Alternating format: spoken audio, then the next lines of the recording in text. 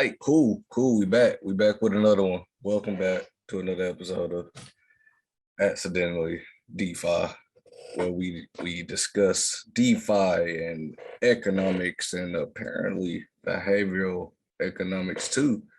And, and the last show we discussed, at least we got into the Bitcoin standard, a book written pretty beautifully for the most part by an author on the utility of what he calls sound money, right? And you want to give like a quick recap of what the book's about.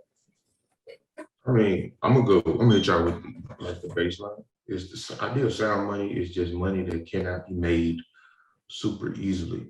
So because the money cannot be made super easily, the supply of the money does not quickly expand.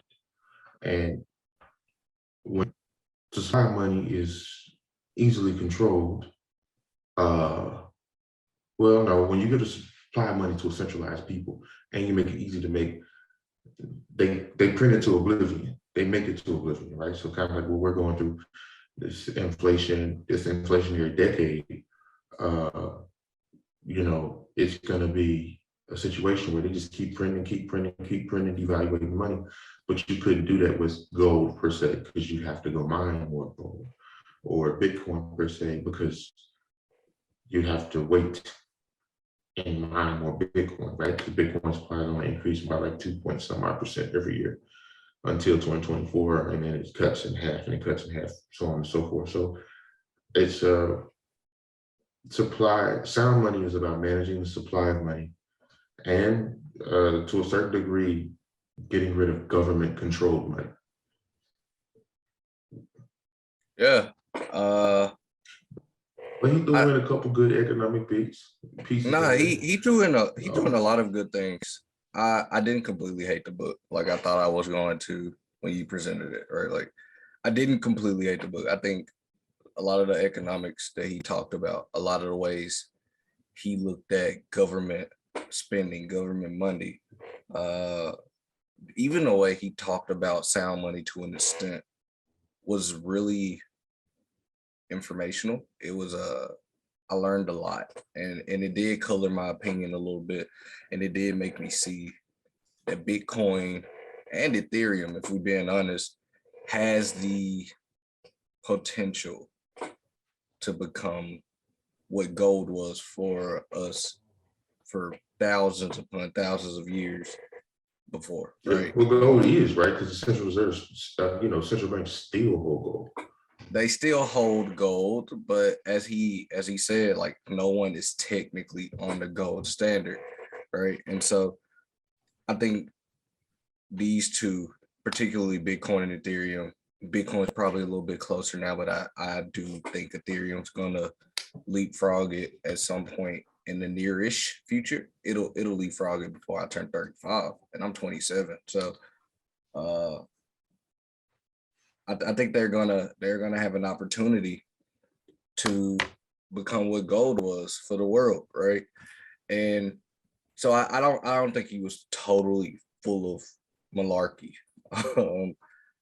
I think you got to a certain point in the book, and my bad. Let me back up. So this guy, the Bitcoin standard, I don't even remember how to pronounce his name, but he's an economics professor, and he wrote a book on the essentially what is money, right? What are the properties of money, and why it has to be hard to be created.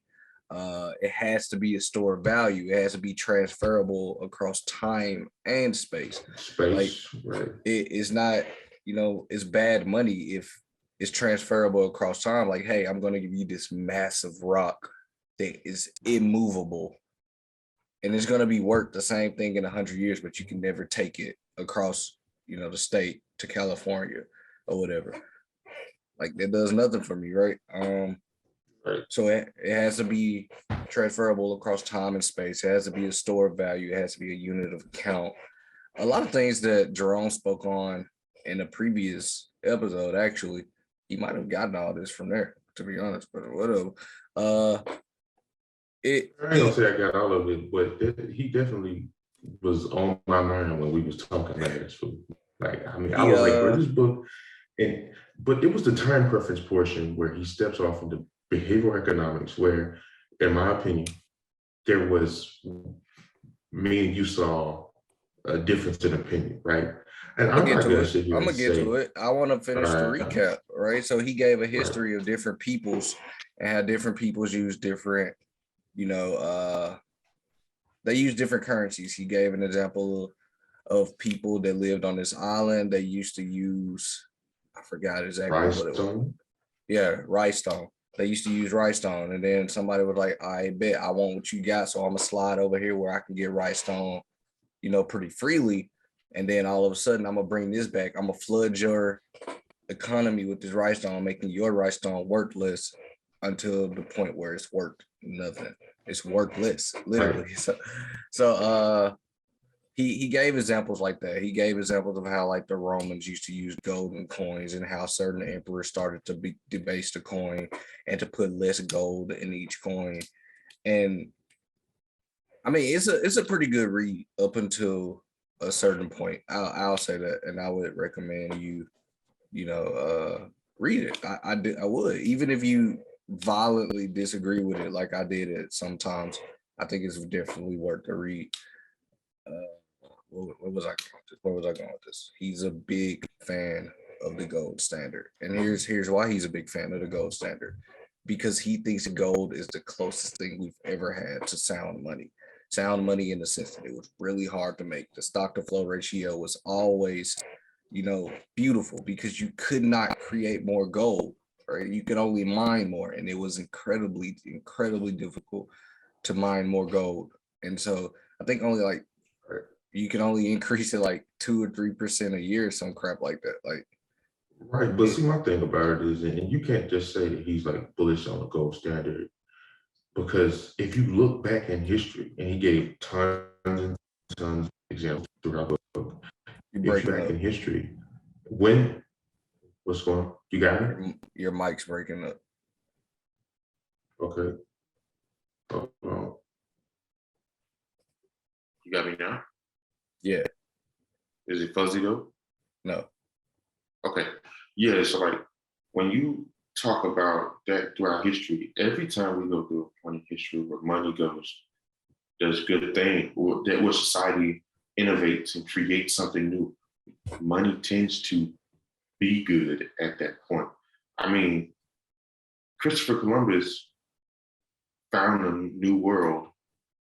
Money was amazing. And then they inflated the heck out of the money supply because they found so much gold in the new world. But why? But why? This is my chief problem with him when he talks. But why? Why does that happen? There's always a why. The problem with economists and financiers and finance-minded people is they're really good at telling you the what.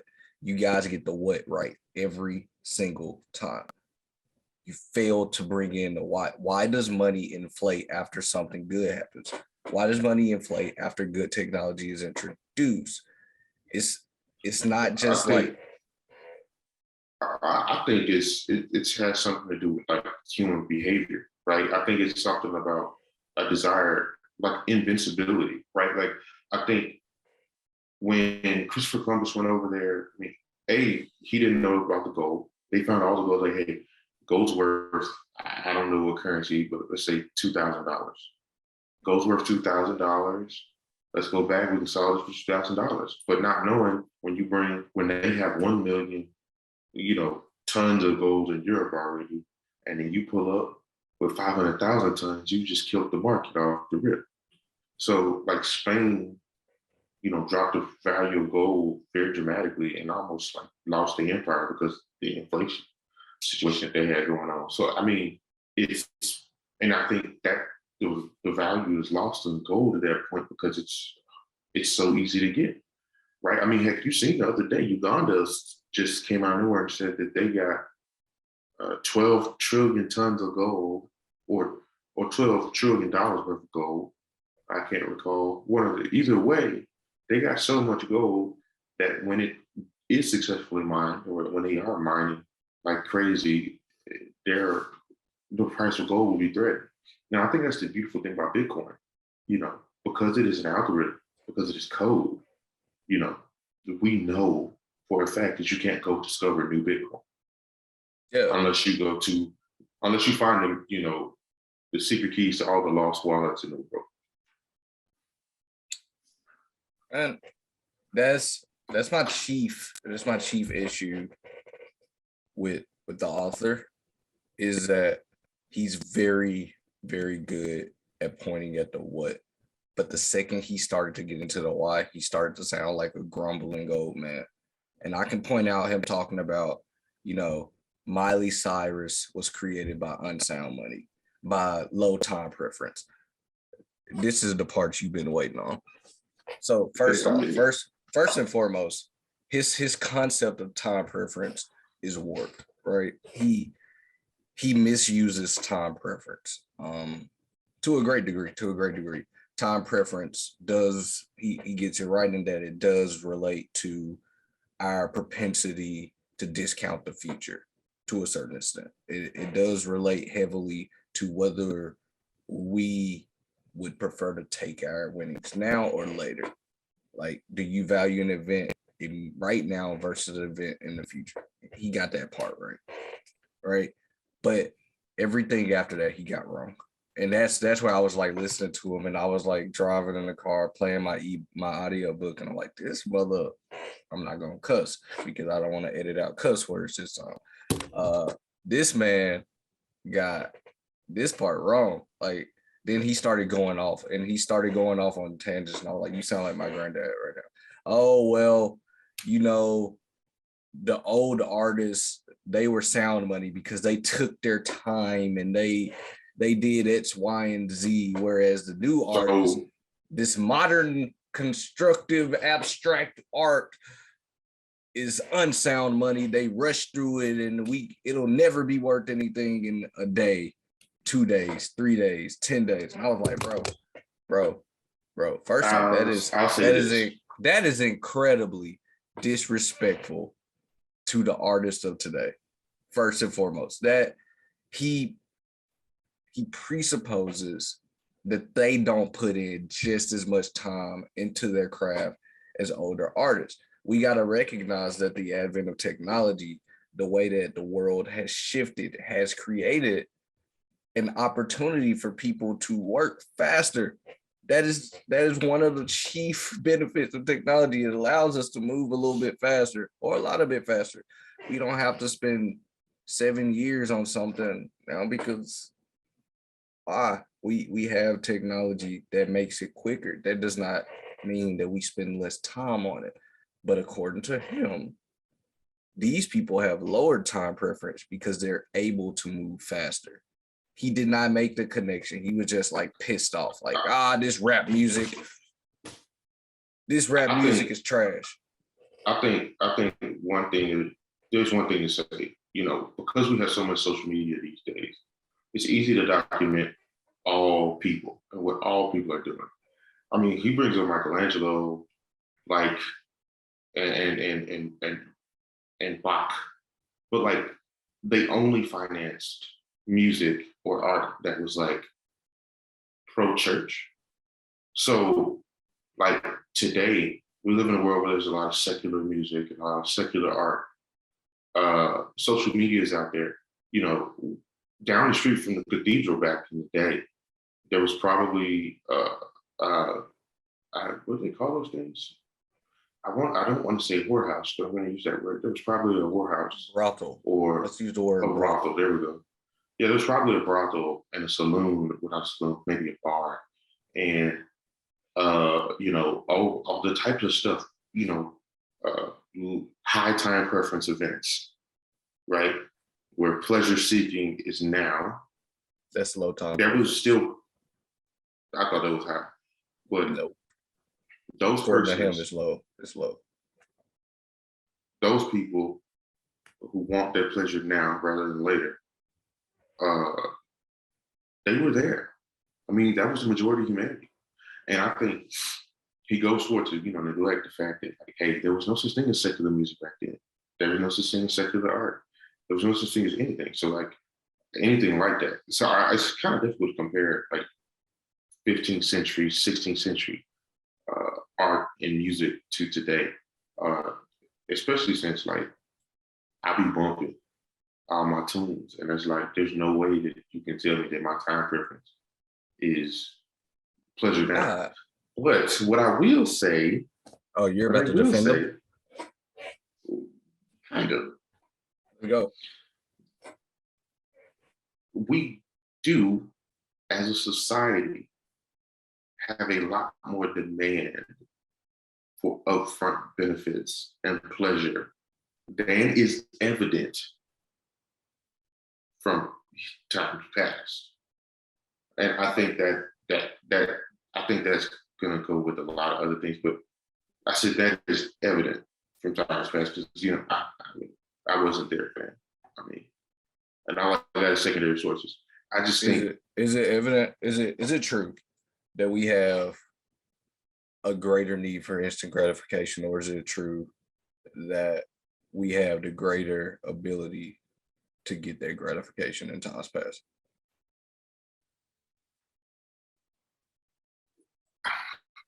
Pause. Let me change the question up for you.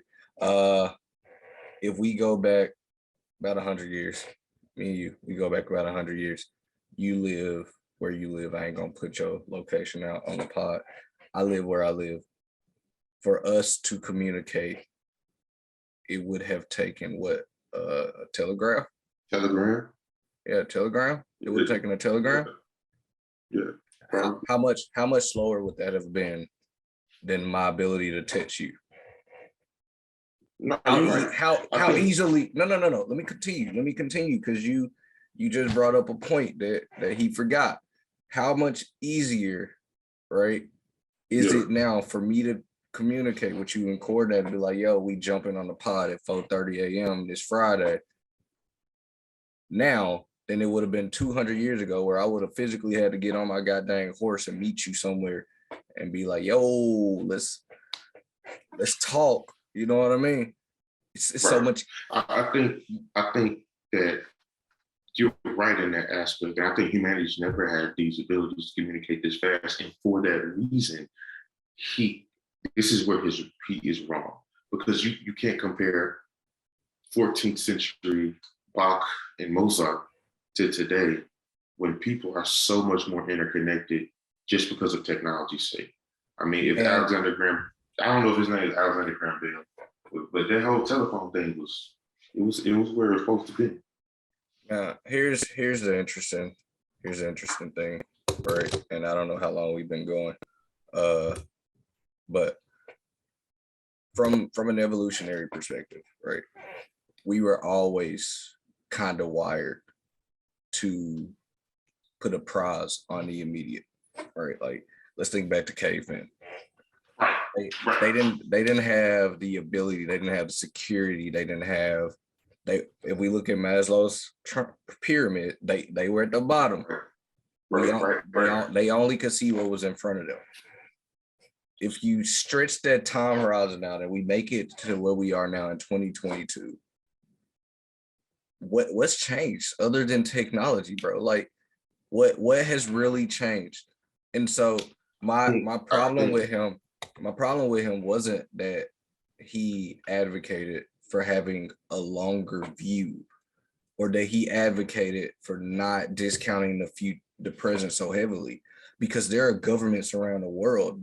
The UK springs to mind immediately. They're actively trying to get people to prioritize their future through retirement savings. I mean, ask yourself why they have opt-in 401ks now, because they know human nature itself is to have low self-control and to prioritize the now versus the future. And then we gonna have a bunch of old folks that can't afford themselves. Like, that is human nature. And the way that he disregarded that in his pursuit of making this point that people with high time preference are better people pissed me off, because no, like, that is just basic human nature.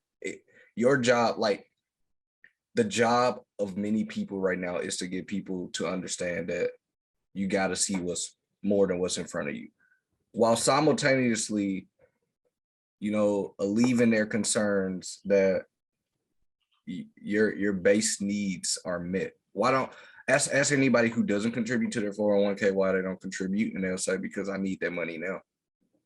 So how do you fix that? It's not so much I don't care about my future. It's I care about whether I'm gonna eat tomorrow. So it was very irresponsible for him the way that he presented it in the book. Now, if I talk to him man to man, he might post rationalize his way in a better explanation. But sitting there reading the words that he wrote in that book, he was very like dismissive of context outside of, well, if you prioritize the future, you're better off. I will say that section was very short, to me at least. I think, later on in the book, he goes to planning, he talk about like a version. Is that me or is you? So he goes to planning about like, he talks about John Maynard Keynes, right? Like, and listen, let me tell you guys, John Maynard Keynes was my favorite economist. And then I realized after reading this book that I could not be pro crypto and pro Keynes. I mean, Keynes was literally like the opposite of crypto, and it's not possible. But Keynes himself desired for government to control money and credit, to control community production, and to control population size. Like,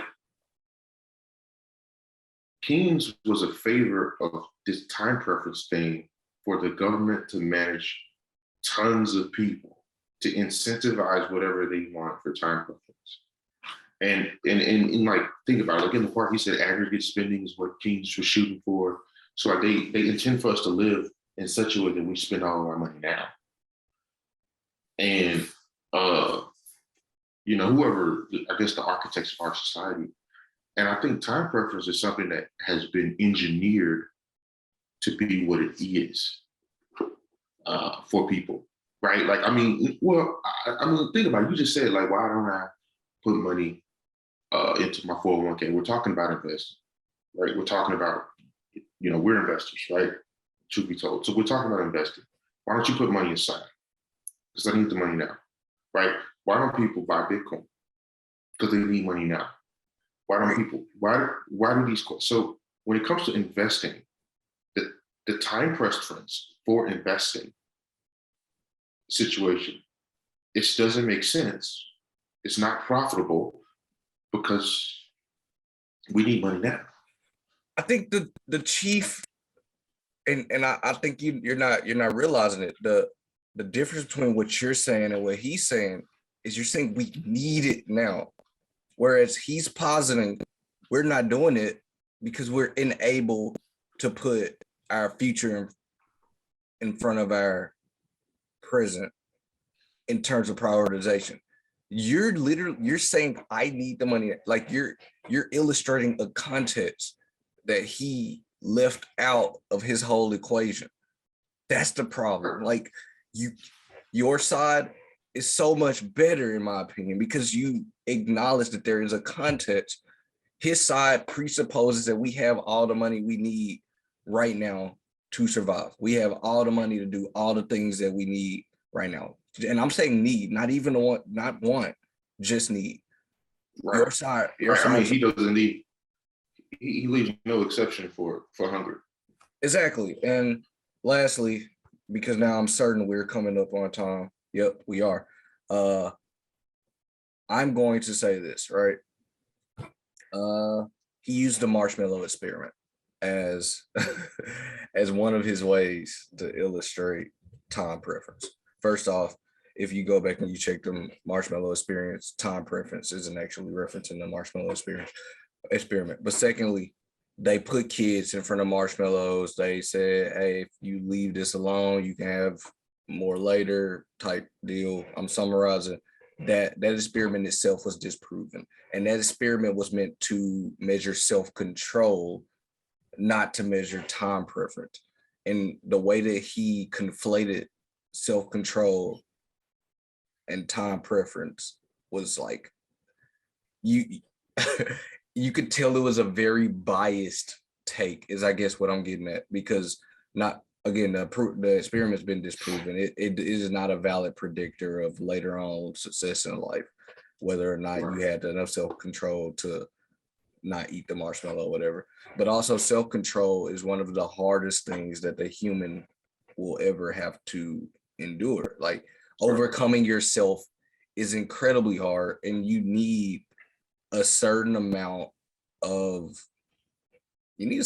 luck. Like you need to be in the right environment to pull off having strong self-control. Just look up the empathy gap and figure out like how many times have I seen this in my life. There's probably a ton.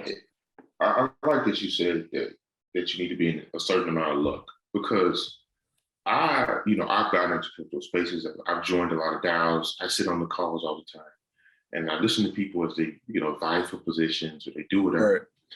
And I'm like, oh, these guys have huge crypto holdings. Let me say this, huge crypto holdings. But they had nothing to lose, right? They were not, these people, I mean, we're talking about Connecticut rich kids, golfing people, and people who had it the day they were born. We only got 7 minutes left, right? We got 7 minutes. I get it. So no. I'm not trying to interrupt you. I'm just about to throw a wrench in it, right? Like, so those people, if they wanted to, by his words, have a high time preference and prioritize their future and invest a bunch of money so that they can reap it later, they could afford to lose. Like the proportion of risk that they're taking versus someone who has to risk my meals for the next month, they're risking different proportions of their net wealth to put in towards the future. And here's where it breaks down a little bit further. Like there is a bias present in humans called risk aversion. We're averse to risk. We all know that we have a certain risk appetite.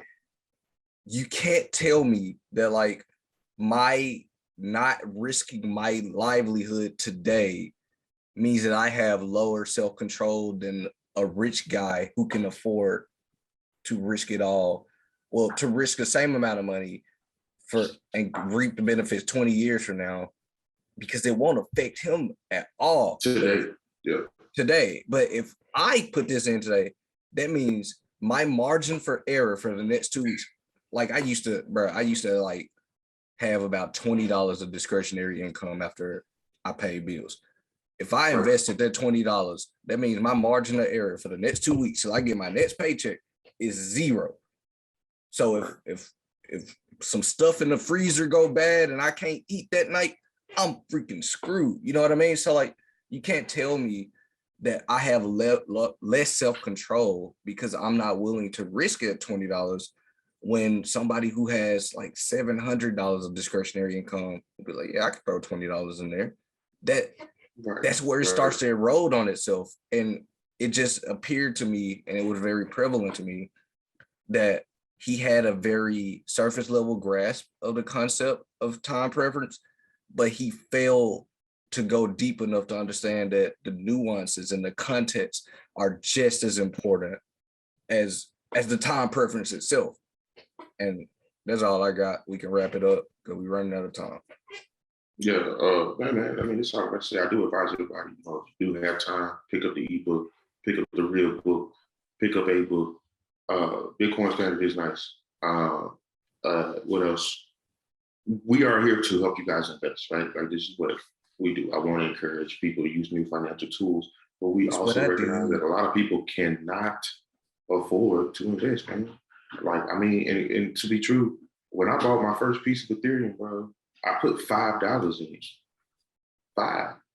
I built up to, maybe $100, and then I was hungry and I had to sell it. I mean, it happens to the best of us. So I mean, it's nothing wrong with it, but we do need to do better as a people, even if it's just using new financial tools. That's it. If that's all you do until you get enough money to actually put $20 in Ethereum or $10 in the Bitcoin or whatever, that's fine. But like it's the experiencing new stuff, paying for stuff new ways, this crypto world in front of us, opening up new doors that never existed. Like 10% cash back. But yeah.